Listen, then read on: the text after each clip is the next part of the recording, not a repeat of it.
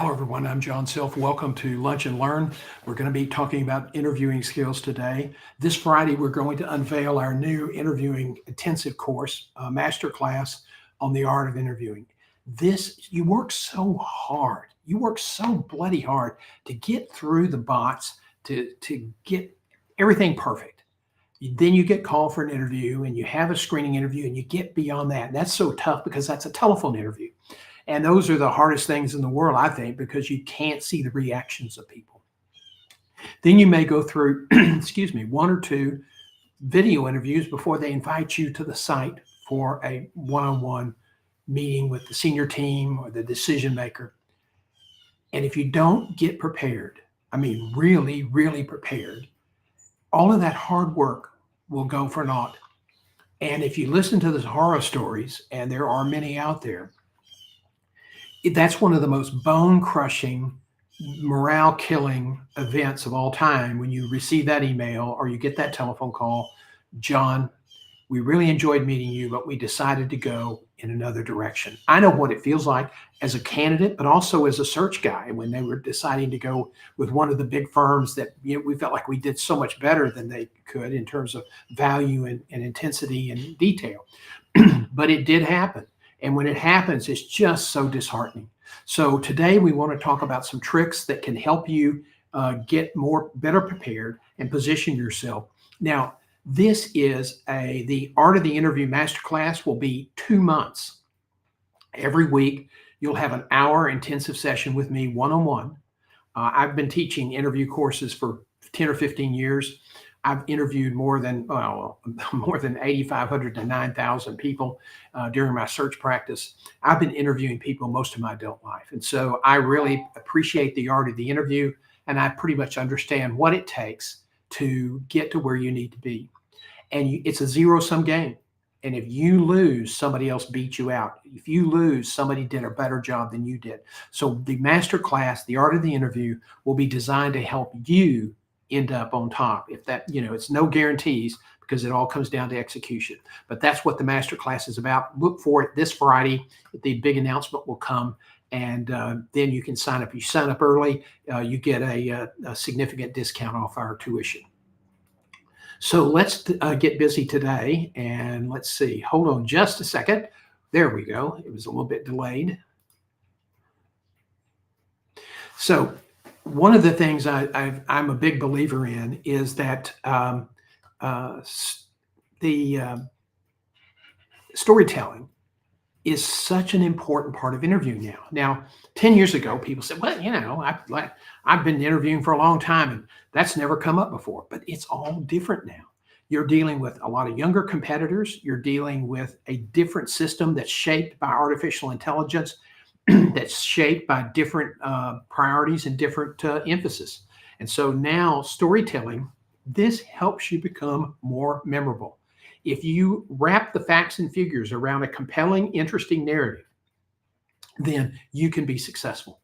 Okay, if you take baseball and you talk about the statistics, and that by itself is not a very interesting story. But Michael Lewis found Billy Beane and the Oakland Athletics that were doing this and talked about the concept through the characters in this book that were real people. So he selected real people to tell his story. Well, you need to tell your story based on real events, things that you've experienced, funny things, defeats, victories. These are all things that you can tell stories about. Now, you don't want to be negative and you don't want to be long-winded, but if you can tell a compelling story, you absolutely will get people to pay attention to your facts. Otherwise, they will probably forget them. Because facts and data are absolutely essential for documentation, but stories are instruments for inspiration. If you wrap the figures around your story, they're more likely to be remembered. So what is a story? What are the myths about selling yourself? How do you define your value? How do you use a story in a job interview? And examples of how stories are used in the interview. So those are going to be some of the things we breeze through today. This is not an in-depth session. It's a sort of a summary of some other stuff we've done in the past, but we want to share this with you today leading up to our announcement on Friday. So what is a story?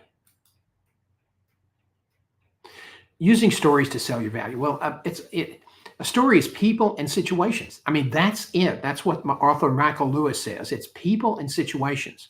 So if you had a task to reduce AR, or a task to reduce the turnover rate, you would look at the situation, you would establish your goal, you would take certain actions, and you would produce results. That's the STAR method.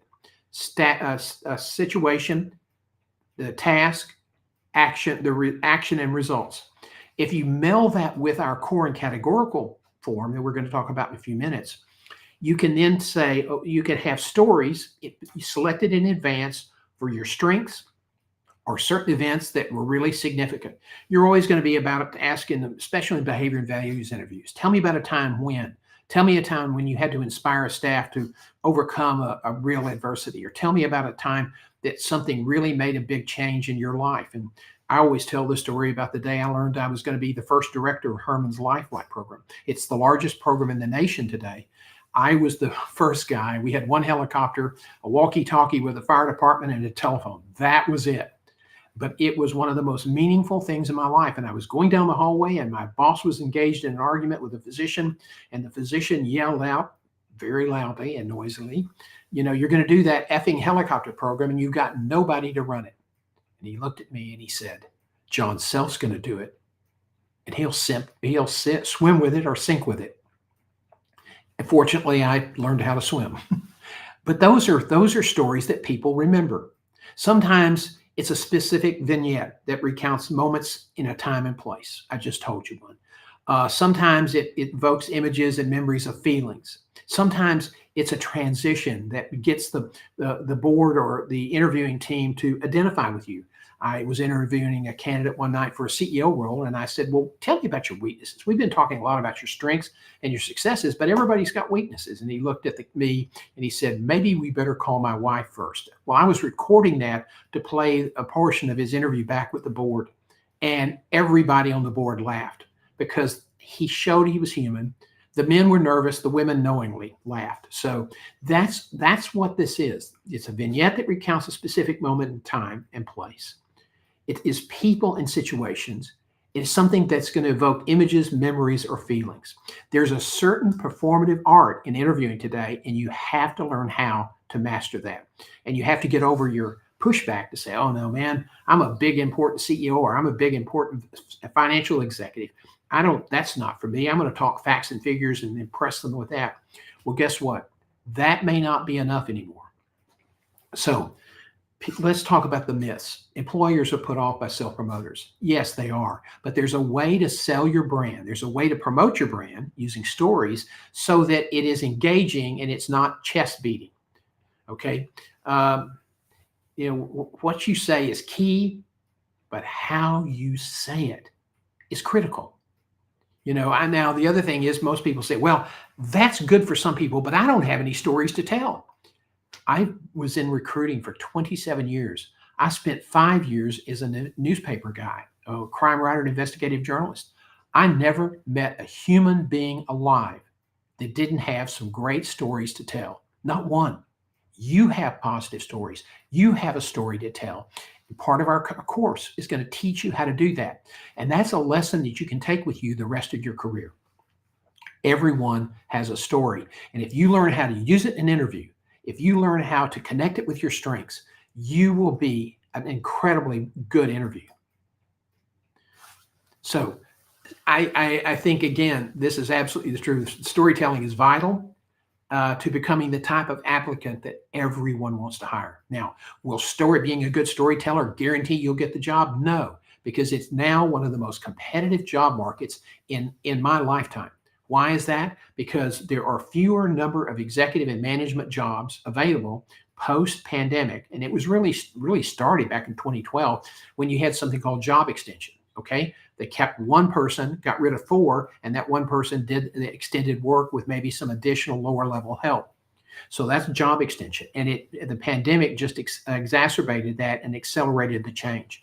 I'm not sure if we will ever see the management executive infrastructure that we had before, when people were falling over each other. So being a storyteller in a competitive interview can make the difference.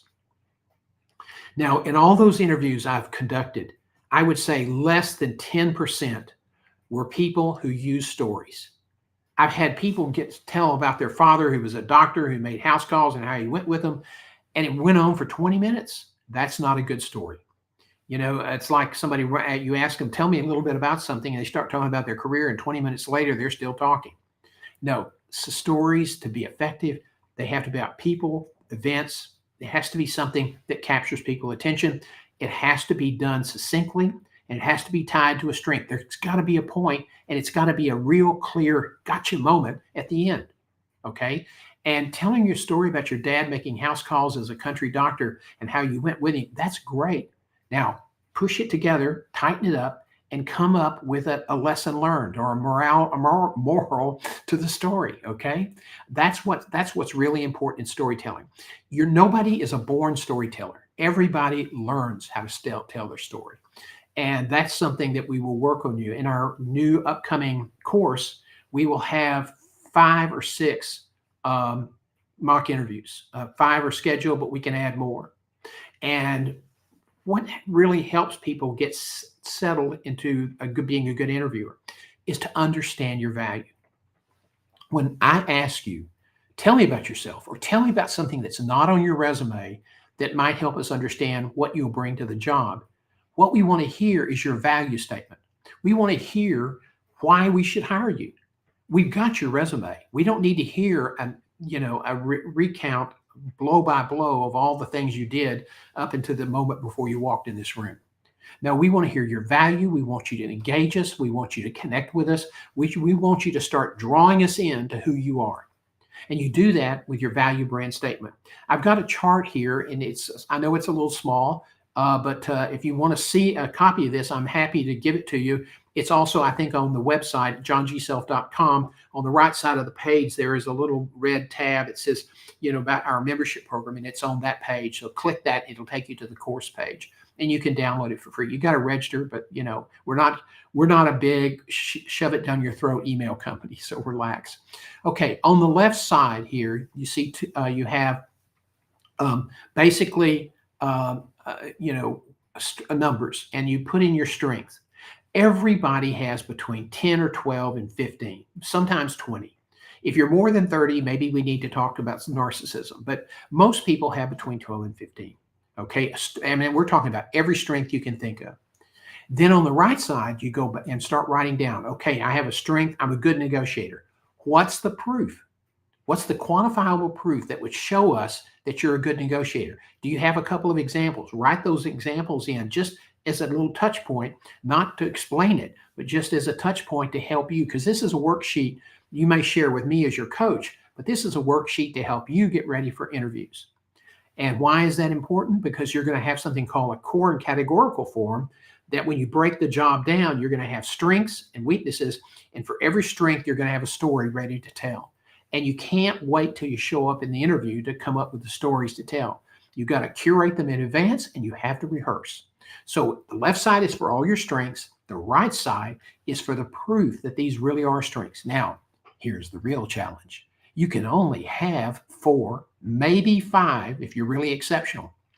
So you have to go through and curate this list down. Either consolidate or eliminate. That's your only choice. And so you want to be sure that the 4 or 5 that you end up with are absolutely the best indicators of your strengths. And then we're going to have great stories to be able to support that. Your value brand statement, it's key for your resume, and it's helpful all the way through the final interview. Why is it key for your resume? It helps you get focused. So if you have an old resume and you're going to redo it, do this exercise first, and it will be really helpful. Now, let me throw in a little bonus here. If you have questions, I'm happy to give you 30 minutes of my time to kind of talk you through this.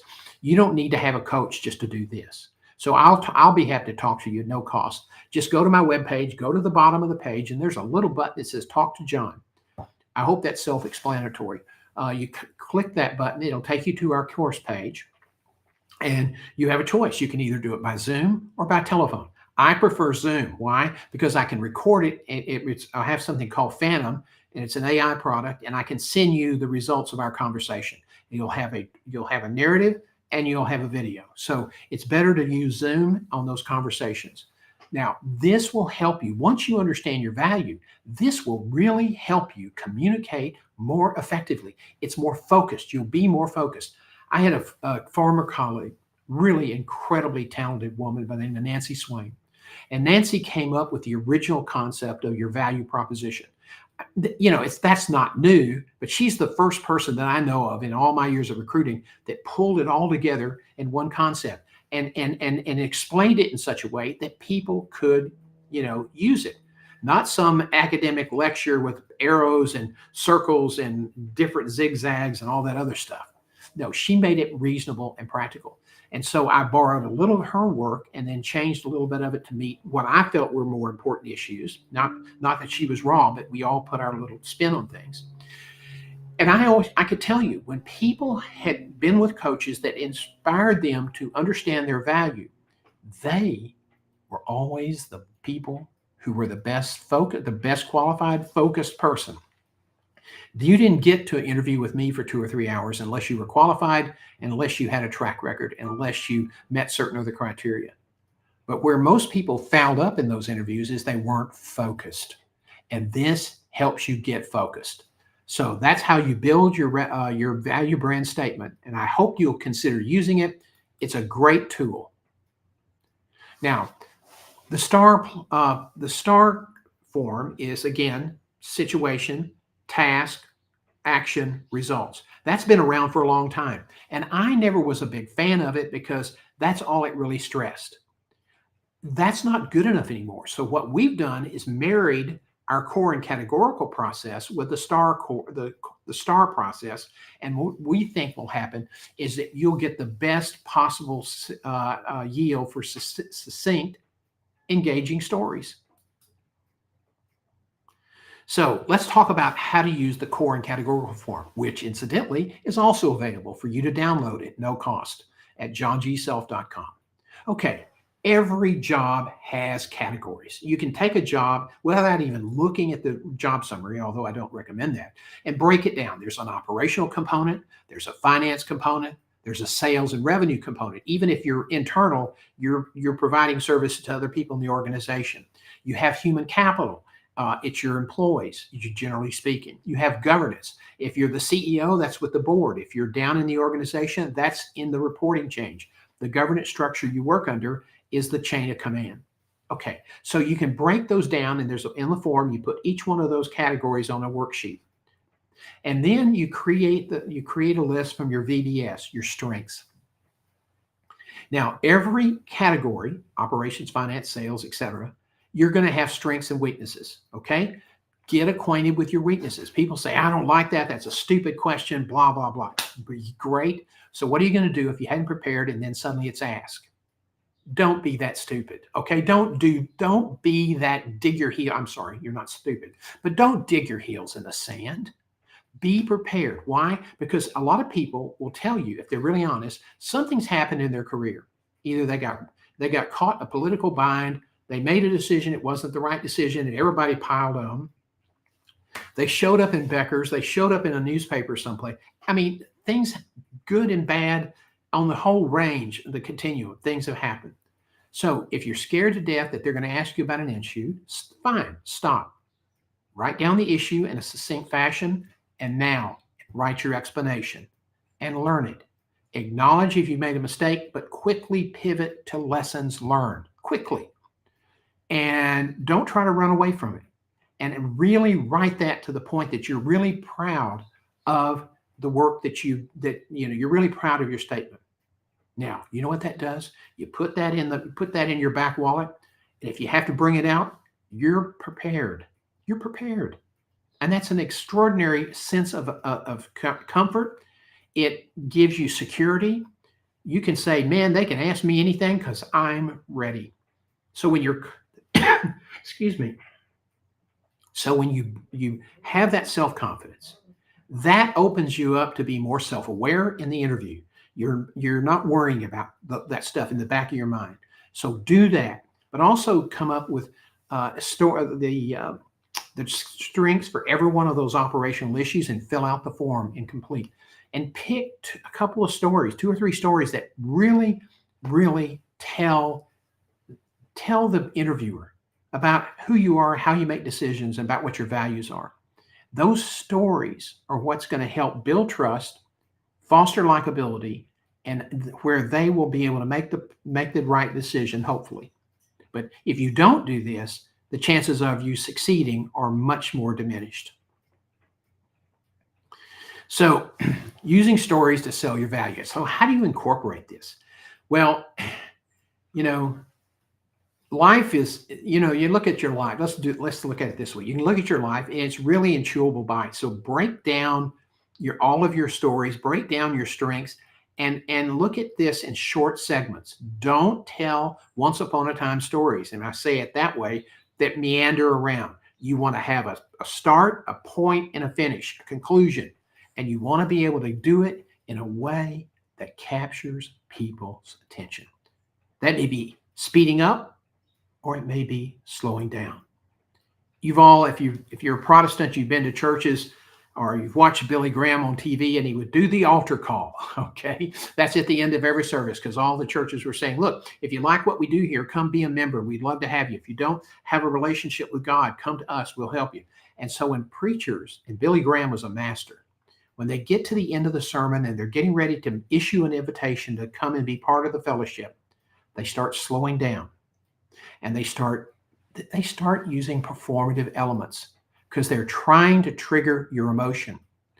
And that is what triggers a decision, your emotion. And so once you do this is not hoaxy. This is not cheesy. You have to really work at this. And if you do it, if you're really good at it, there is no telling what you can accomplish in your life, because that's maybe what triggers the decision for them to pick you over somebody else. We're going to go into this in great detail in our course. And when you're coming up with stories, do a deep dive down memory lane. Okay, talk to your parents, maybe talk to former colleagues, friends. Ask them for things that they liked about you. They were impressed with you, the accomplishments that you may have forgotten about. We all think, "Oh man, I'll never forget that." I guarantee you there's a correlation between the color of my hair and my memory. I'm not sure how that works, but it's a fact of life. And as you get older, you will run into that. So one piece of advice I can give you is, if you're not keeping a career journal, what the hell are you waiting for? Do that. It's really important, because now you'll have a reference point to go back and remember metrics, before and after examples, which are extremely powerful. But most people don't keep that information. I ask CEOs, I'd say, "Tell me about your turnover rate at your last 2 hospitals." "Well, I don't remember." Boy, is that a terrible answer. And that's always one that I go, well, maybe this isn't the right person. Why? Because the turnover is a huge expense for organizations that's never reported. Okay. And in this marketplace, turnover in healthcare can lead to medical mistakes, all manner of problems. So, that's important. What was your employee satisfaction score? What was your employee engagement score? 33% of the country, the population of all the people employed, only 33% are engaged with their jobs. That means 70+% are just kind of out there. Well, if you're somebody who can talk about how you've improved engagement with your team, that's money. Shut the front door, as Guy Fieri said. That's money. So you want to think about these stories. You're not doing a stand-up comedy routine. You're not doing a soliloquy, okay? Just disabuse yourself of those notions. What you're trying to do is be a good storyteller, and what you're selling is yourself. And that's really important. So if you follow the steps that we'll talk about in our course, and some of the things we're just touching on here today, that will help you become a better interview subject. Look at the best matches with the STAR process and your VBS, your signature strengths, and put them down on the core and categorical forms.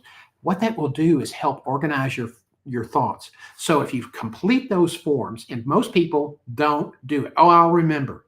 And then you get in the deal after it's all over with. "Well, what stories did you do?" "Well, I didn't use any because I didn't really think of any at the time." And it's like, you didn't get prepared.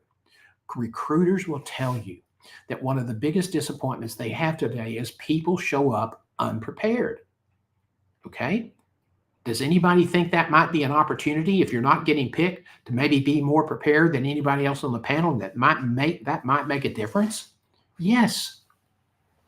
They don't show up prepared. So you fill out that form, and just before you get on the airplane, it's in your briefcase. And when you're flying across the country or flying for a couple of hours someplace, or you're sitting in your hotel the night before the interview, take it out and look at this and think about the stories you want to tell based on what you've been able to learn. Now, here's something very important. When you go through an interview, your first screening interviews, always have 2 or 3 carefully selected questions to ask. Culture, what happened to the person that was here before? Tell me about the overall financial strength of the organization, and where do you stand in the marketplace? Or you might even throw in, what's the salary range? Now, some states now require it, but a lot of people still don't want to tell you that. Don't go through a job interview and get to the end of the line and find out they're paying you less than you make now. That's on you. That's not their fault. That's on you because you didn't address the issue. You don't have to tell them, this is what I make, this is what I expect. But you can say, do you mind sharing with me what the wage scale is? What's the range? And if you're really successful, just say, well, I would hope to be above, if I get an offer, above the midpoint, maybe into the 75th or 80th percentile based on my track record. Okay. So these are all things that you can, prepare for. And these are all the kinds of questions that go in. And some of the questions about culture, and some of the questions about operational challenges, and some of the questions you'll ask about competition, they're going to help you decide which stories, the answers they give you, they're going to help you decide which stories you're going to want to use. Okay. Now, do not trust all of this stuff to memory. Get it written down someplace and then study it. Now, I don't want you to get too prepared, but I want you to study it. And that question, when they say, tell me about yourself, you need to have that committed to your heart. And you need to practice that and practice that and practice that so that when you deliver it, it's not over the top, but it has a sense of pride, a sense of here's who I am and here's what I can do for you. Because that's what people are hiring. They're not hiring your degree. They're not hiring your credentials after your name. They're not hiring your experience. They're hiring your value. What are you going to do for us? And these are all steps that will help make that a clear picture for them. Okay, so when do you use a story?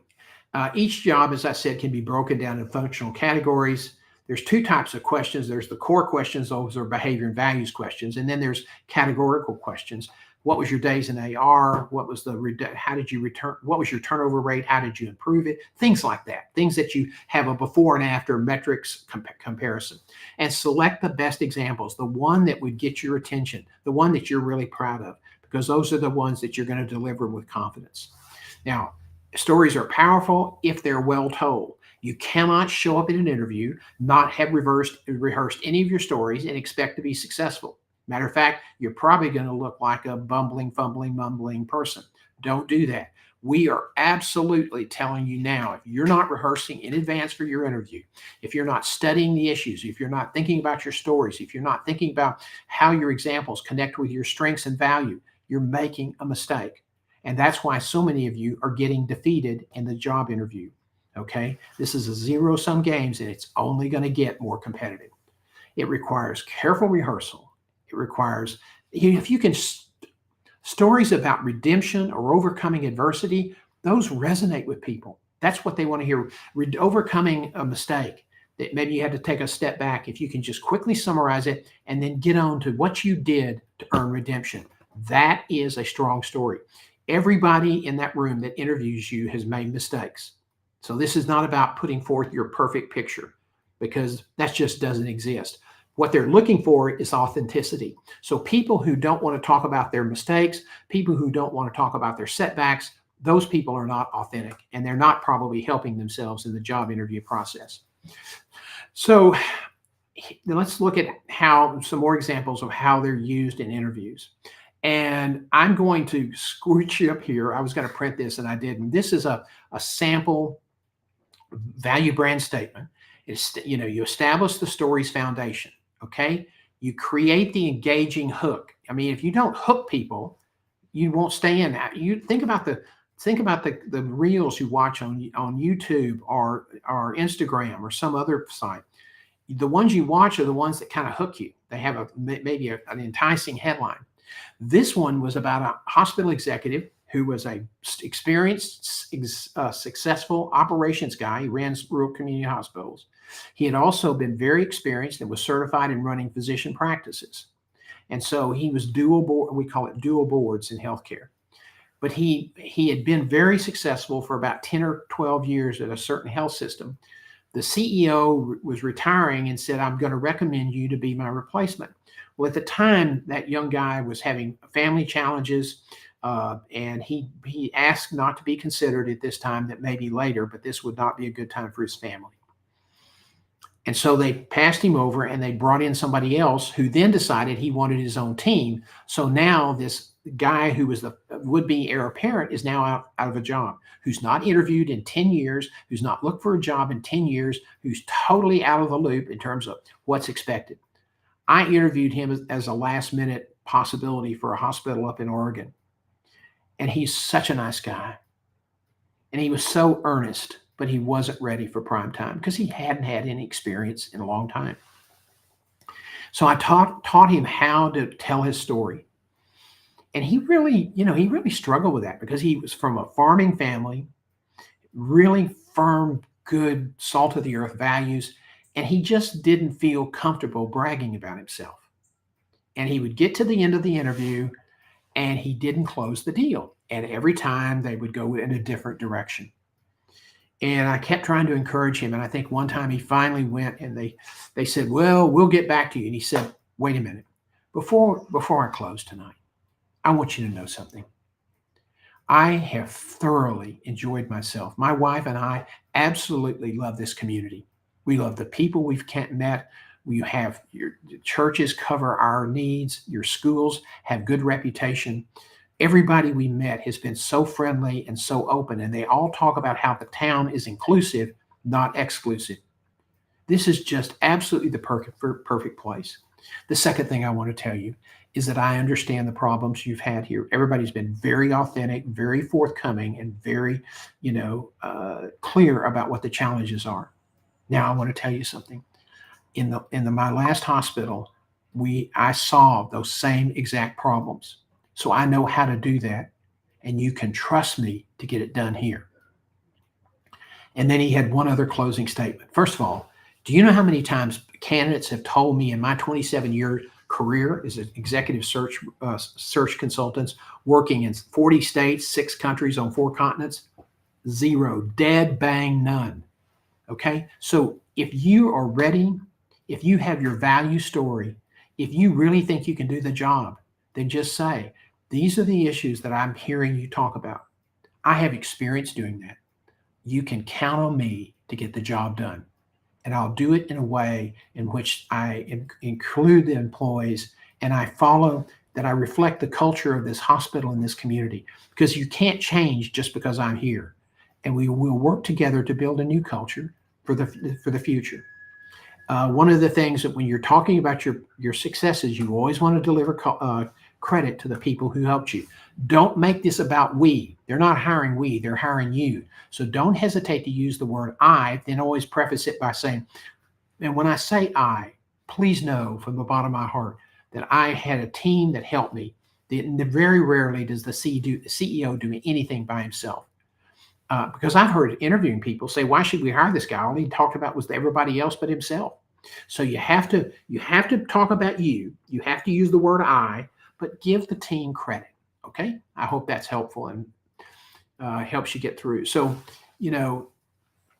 again, examples of interview stories: an event that changed a career, a business turnaround where you led a turnaround, where you have before and after examples that are just be impressive. Teamwork, bringing a team together, sharing, helping them come together on a vision and moving forward excitedly to success. Maybe it's a funny quip that won over the interview team. I once had an interviewer say, John, what's your biggest weakness? And I said, well, my biggest weakness is also my strength. I'm very, very verbal. My father once said that I could chat up a brick wall, and that's probably true. But if I don't watch myself, if I don't check myself, I can make that mistake. And so I really worked hard at it. I always have my employees give me heads up if they think I'm getting a little bit too carried away. And I think I've done a lot better. Even my wife thinks so. So something like that. And a lot, usually when I said that, people have laughed or smiled. That sometimes will help you close the deal. And that's one thing that most people do not do in interviews. They do not close the deal.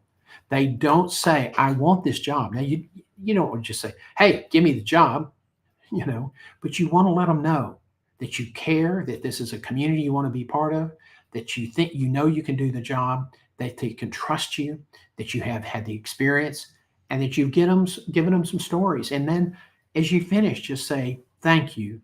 And I want to leave you with this one thought. If you pick me for this position, that I'm going to be a team player, I'm going to be your partner as a board in the board. I know who my boss is, and I will tell you I am be committed to helping this organization grow and meet the needs of the community, and you can depend on me for that. That's a closing statement, and it's okay to say it. So I hope this has been helpful information for you today. We're 41 minutes into the presentation. Normally, we just do about 30 minutes on Tuesdays. We'll have another session tomorrow afternoon at 4 p.m. called Office Hours. We hope you'll join us. And again, on Friday, we'll be announcing our new masterclass. We had storms last night, and so now I think all the pollen was outside is now inside. So tomorrow, Friday, we'll have that presentation, and it'll be up for you to look at. I think that you will get, I think pre-registration earns you a $215 discount, and it's 8 weeks. Now, let me say this about the masterclass on interviewing. This is not a tough idea. This is not complicated, but it's not easy. So if you're looking for just routine coaches and you don't want to have to do any homework, then this is not for you. If you don't come to the table saying, I want to be the best person in any job interview, then please sign up, that we can help you get better. Even if you're struggling, we can help you get ahead of where you are today. And again, interviewing is not some talent you're born with. It's a talent you learn, and it's a talent you learn how to use. Thanks, everybody. See you tomorrow afternoon at 4 o'clock. Cheers, and I hope you don't have too long a night with the election coverage tonight.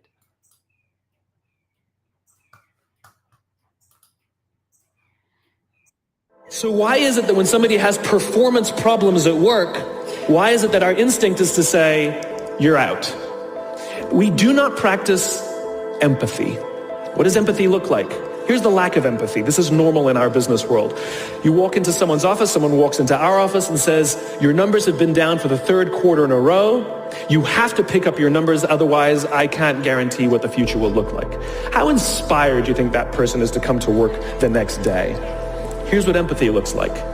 You walk into someone's office, someone walks into your office and says, your numbers are down for the 3rd quarter in a row. Are you okay? I'm worried about you. What's going on? We all have performance issues. Maybe someone's kid is sick. Maybe they're having problems in their marriage. Maybe one of their parents is dying. We don't know what's going on in their lives. And of course it will affect performance at work. Empathy is being concerned about the human being, not just their output.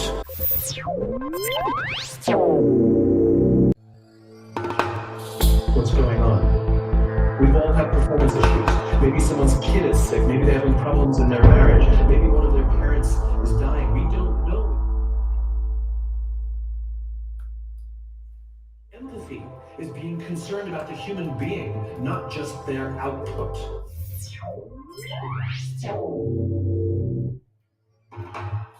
What's going on? We all have performance issues. Maybe someone's kid is sick. Maybe they're having problems in their marriage. Maybe one of their parents is dying. We don't know. Empathy is being concerned about the human being, not just their output.